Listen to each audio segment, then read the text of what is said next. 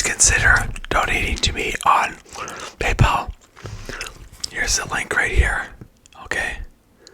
As you can see, paypal.me/simple5005. Okay. So, and you can find the link in the description box for this video too.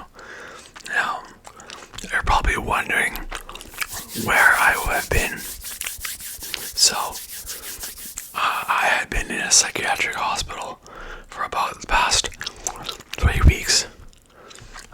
That's why I didn't publish any videos for so long. So, I went to the psychiatric ward voluntarily.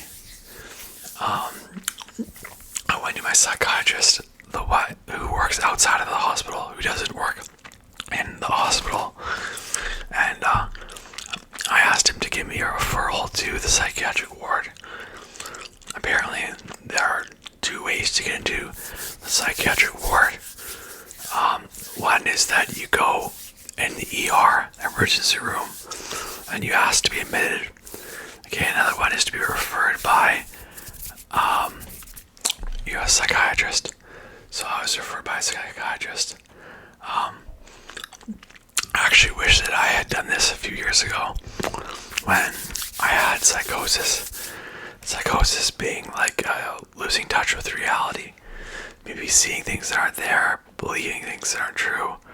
Like, well, I shouldn't say that, like having a delusion. Like believing something's true even when there's no evidence that it is true. Okay. But anyways, before I got into the ward, I didn't realize that you can't just leave the ward whenever you want. It's kind of up to the doctors to decide when you will leave the ward, because they have psychiatrists that are working there. Because I remember asking if I could go outside the ward before, but I remember they decided that I wasn't ready to leave, so they kept me there longer than I wanted to stay. But that's okay. Not too bad anyways. Okay, so I kind of felt like I had made a mistake though, because I was the one who wanted to get into the ward. My psychiatrist wasn't necessarily thinking that I needed to go inside the psychiatric ward. So I'm not totally sure if it was a good thing that I went or not, but whatever. So you're wondering why did I go to the ward? Because I had severe depression, and there's some more stuff that I won't get into because I don't want to make this video too dark. So it was all free, by the way. Now, what was the ward like? Well, of course they provided meals. So they provided 3 meals and a snack. A lot of people complained about the food. I found it okay. I didn't find it too bad. Sometimes I found it good, other times I just found it okay. They give different talks about, they have an instructor sort of give different talks about mental disorders or how to cope with mental illness. For example, some of the topics might be gratitude, what is bipolar disorder, compassion. So I went to some of the groups. They also provide games. So they provide us some games to pass the time with. So there are different little games that you play inside the ward, like throwing a football through a hoop, or something like that, or like bouncing a ball, like playing horseshoes, for instance, inside, or playing like you throw a mini frisbee, a game where you throw a mini frisbee and have to get into this hit a target. So also you couldn't really go outside. You were kind of trapped in the ward until you were released, or just that we call that a discharge. But because I think they did have a group activity where the ward. They took some people outside the ward, but I think some people tried to run away at that time. So yeah, so I wasn't one of the people who ran away. I didn't go outside. So now let's see here. Okay, yeah, so you would see a psychiatrist about 4 days out of the week, I would say, during the weekdays. The psychiatric nurses talk to you too about any problems they might be having. Some talked with me about that, some others didn't. So, the psychiatric nurses and the doctors like to tell you to be more active. So they want you taking part in those groups. They want you just not spending the entire time in the psychiatric ward of just being in bed. So, because if you can be more active inside the ward, then you're prepared to take action outside of the ward too. You can be more active. You're ready to you're sort of have some momentum going, and you're ready to take action outside of the ward to live your best life, I guess. So of course they give you medication. Now things are locked up. They take like sharp objects away from you. They take like any cords or string away from you. Stuff that you could use to hurt yourself with. So one part of the psychiatric ward I really did like was around bedtime. So around 9 p.m. they would come with a snack. They would bring your snack, and the snack could be like usually a sandwich, a muffin, a piece of fruit, and a juice box. And shortly after the snack, you have medicated. They bring you the medication, and the medication I was taking, it really helped me get to sleep. So I love that part of the experience. Is that eating a snack and then taking medication, and basically you know that your work is done for the day, and I'm gonna get to sleep really easily. So that's nice.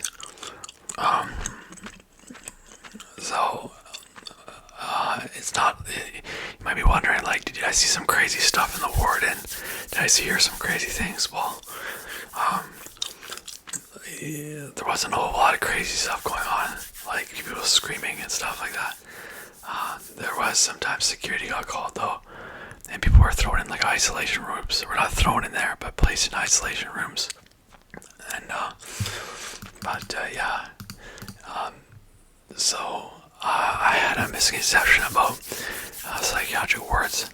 I thought that it was a place like you would go basically permanently.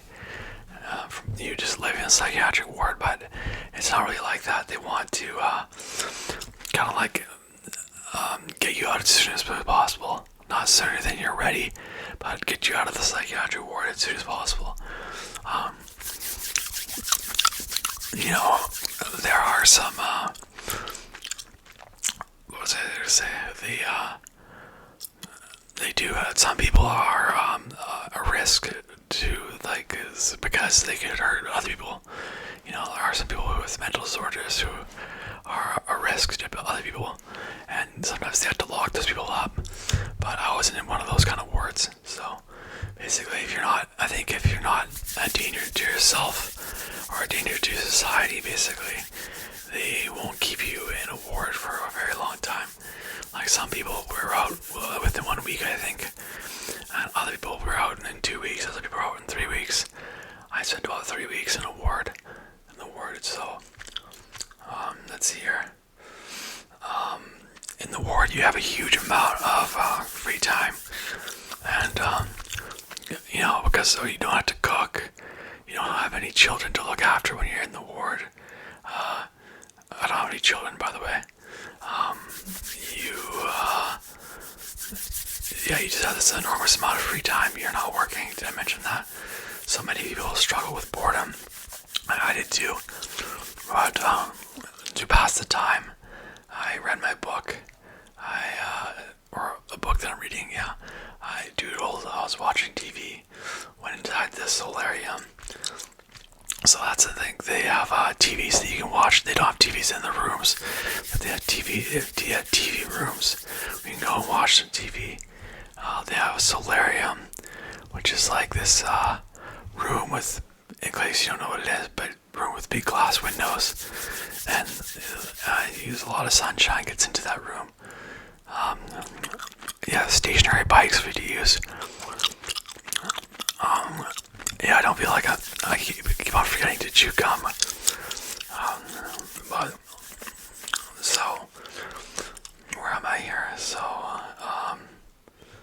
let's see here. Okay, they handed out markers and coloring books too.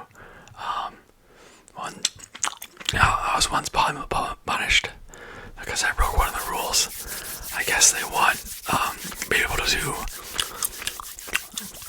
kind of stay in the rooms for a good amount of time, because that encourages social distancing, and that's the social distancing for COVID, right? Because if you have everybody out of the rooms in the public areas, then that's too many people. It's hard to social distance. Okay, so yeah, so I was spending too much time outside of my room, I guess. I still got in a little trouble, but it's no big deal.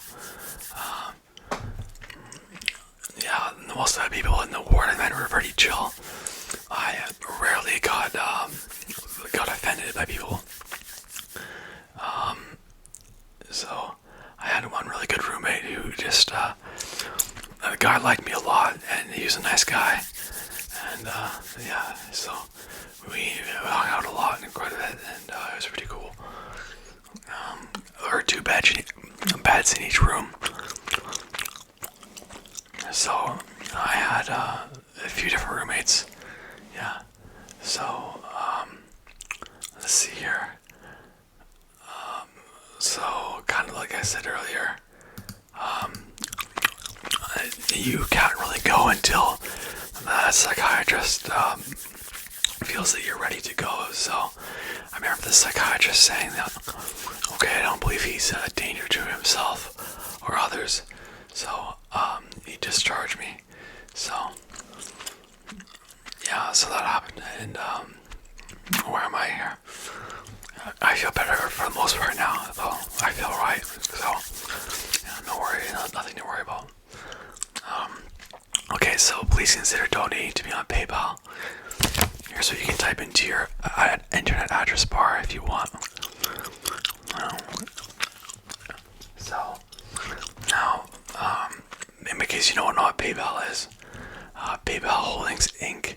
is an American company operating an online payment system in the majority of countries that support online money transfers, and serves as an electronic alternative to traditional paper methods like checks and money orders.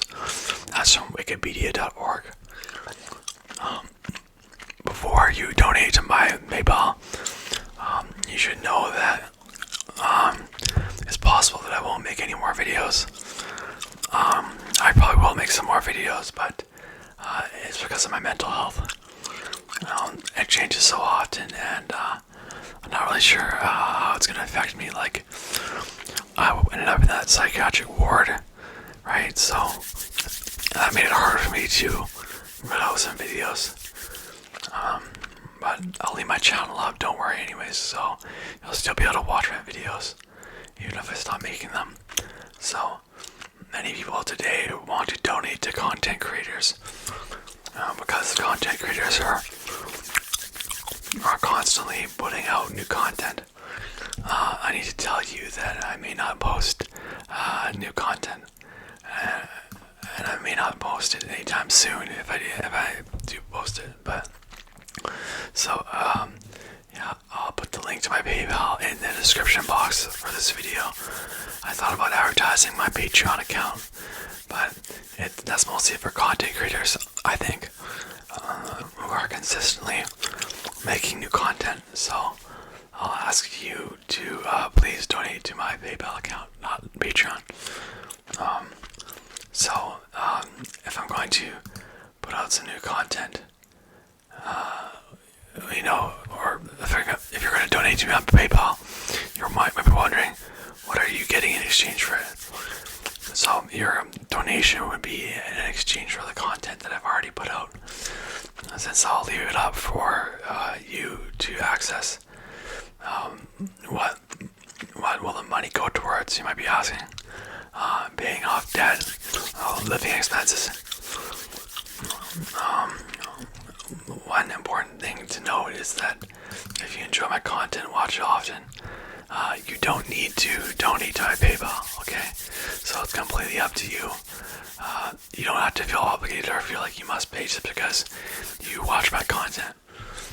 Okay, but if you enjoy my enjoy watching my content, and you feel that you want to donate and that you're not having money problems, you can go ahead and donate. But don't worry, no amount of donation is too small. Okay, so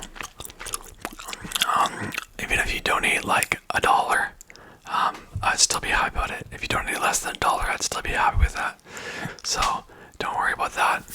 And again, like, yeah, if you watch my content all the time and you love it and still don't want to donate, that's completely fine too. So don't worry about that. Shout out to Baffled Waffle, a subscriber of mine who has donated to me on PayPal. So thank you so much for that. Here's my PayPal account one more time.